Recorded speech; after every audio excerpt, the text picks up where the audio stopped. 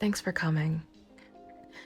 I'm pleased you could join me, especially since it must have been such a long journey to this coffee shop in such a remote, rural little town. I know it looks a bit empty, but this is actually busy for our local standards. But I know you didn't just come here to talk about how the coffee shop is doing. You wanted info on the lead I mentioned to you, right? About the vampire. Now, just to make sure, again, you are serious, aren't you? When I first got wind of you, that you were some self-proclaimed vampire hunter, it was hard to take at face value. Anyone would assume you're just some sort of role player, especially with how popular vampires are in media and whatnot, so you'll have to overlook my skepticism. Fortunately for you, I know that vampires do exist. I've seen them. That's why I was able to take you seriously. Well, somewhat seriously. The thing is, vampires are very powerful. And however powerful you think they are, they're even more powerful than that. From lifting cars all the way over their heads, to running quickly enough to catch up to motorcycles, to shrugging off bullets. There's a lot they can do, and I'm not so sure there's much you can do against them.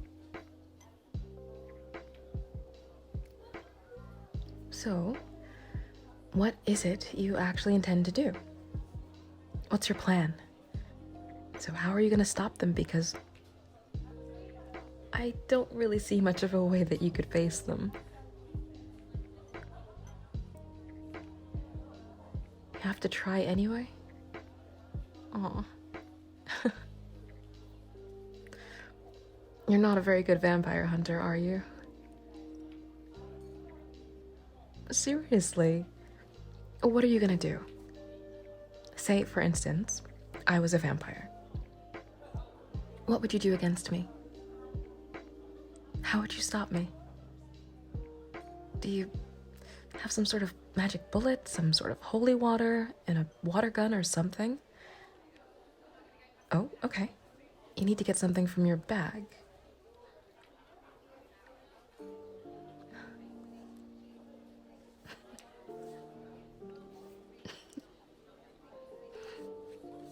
That's it? That little thing? A crossbow that shoots a wooden stake. I can't believe it. You barely even sharpened the stake. It's so dull.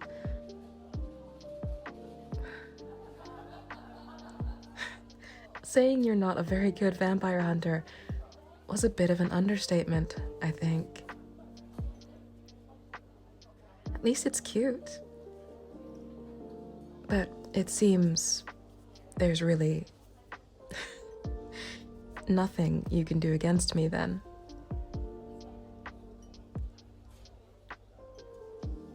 What do I mean by that? Oh, now you're catching on. Normally, I'd just tease you and give you a subtle hint, but I think that might actually go over your head, so I'll say it plainly. Why do you think I invited you all the way out here? To the middle of nowhere? It sounds a lot like a trap, doesn't it? Like a trick a vampire would pull. I had assumed you were just coming along anyway, knowing it was a trap, with some sort of ace up your sleeve, but it seems you actually were that clueless. Now, if you haven't caught along yet, yes, I am a vampire. Look at you freeze up. What happened to all that I have to try anyway talk earlier? You're adorable.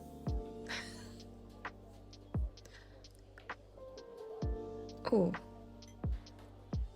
Oh.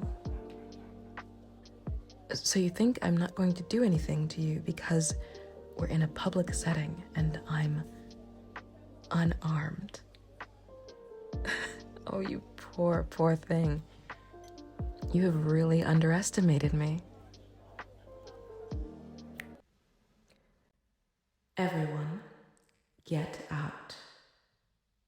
Stand by the doors and windows. Now.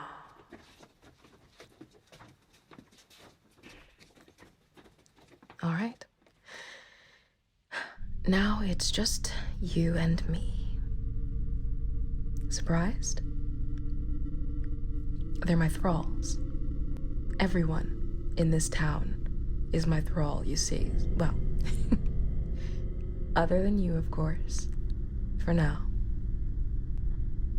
We'll see how you behave. No. I wouldn't run if I were you. We talked about this. I could sprint to the end of the room before you even left your seat. In fact, I wouldn't even need to sit up to take you out. I could flick a coin with enough force to pierce your skull. With enough precision to hit a bird in flight. So, why don't we just have a little talk? It's been so long since I've had some good company to talk to. The thralls, honestly, aren't very interesting. Nothing in this sleepy little hamlet is, other than you.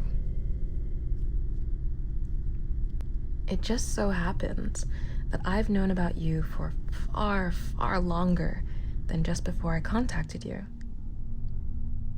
I mean, a vampire has to look out for their own safety, after all. I might be immortal, but you don't live for as long as I do without keeping tabs on all potential threats. And I suppose, maybe, technically, you kind of count as a threat. Well, okay, not really. You've proven yourself to be pretty toothless.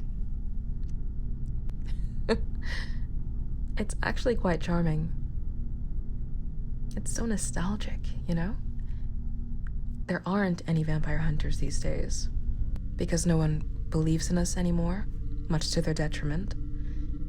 And I think you might be the only one. You're intriguing. I haven't had any real entertainment in decades, personally. Fighting vampire hunters was the only real spice in my life, but they're all gone now. Except for you. You remind me of the time my life actually had some thrill in it. And true, you're not a particularly skilled vampire hunter. Once again, an understatement, but that's actually quite fitting. It adds to the nostalgia. The other hunters weren't especially competent either, actually. They kept on getting scammed by con men selling fake holy water.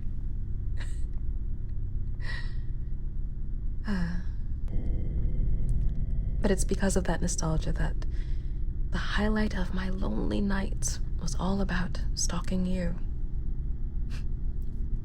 Watching you go about your day, scouring the internet inefficiently for leads on vampires. Going to all the wrong websites and asking questions to all the wrong people. Absolutely adorable. Not that I was stalking you in a romantic way. I can assure you, just in a tactical sort of way to keep an eye on you and see what ways you might actually be able to threaten me. I promise. Really. That aside, I have taken an interest in you, so bask in the honor. Without further ado, you are mine now. Here, take my hand. We'll be going to my estate, and I'm sure, even if it was next door, you'd get lost without me holding your hand.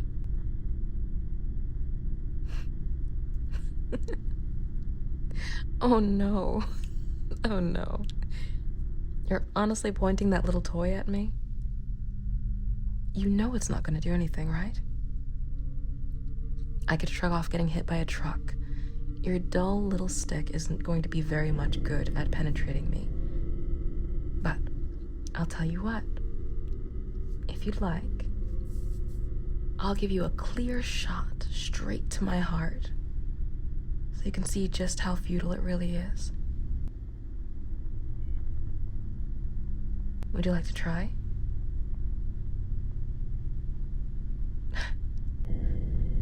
But seriously, your resistance is pointless. You're in front of a vampire in a town consisting exclusively of their thralls. You're done. Give up. Well, I do admire it a bit, that you're willing to throw your life away facing me, but what about the lives of your loved ones? Your friends and family?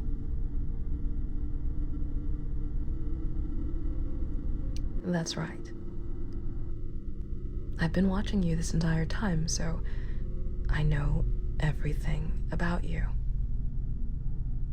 I know who you spend your time with, who you talk to, who you laugh with, and oh, I really hate it when you talk and laugh with other people, so it wouldn't be much of a problem for me to remove them from the picture. And if you refused me, if you rejected this kind and generous offer to take you in, well, to be honest, it's more of a demand. But if you rejected me, I wonder just how far my retaliation would reach. Ah, good. That's what I like to see. The sight of you putting your hands up in surrender makes me want to bite down on your neck right now.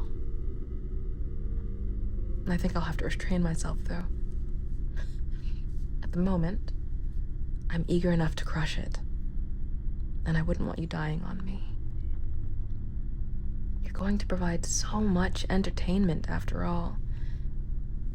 You're the only interesting thing in my life. It'd be a shame if yours were cut short.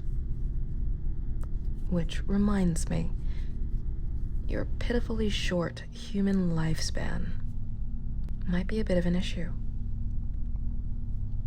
I suppose I'll have to turn you. Maybe. If you behave enough, I'll consider it. In fact, if you behave enough, I might even let you see your loved ones. I could keep them here too, as my thralls, of course. But enough about that. We should head home. I know it's just about time for you to watch your favorite show. And I'll even give you the privilege of watching it with me.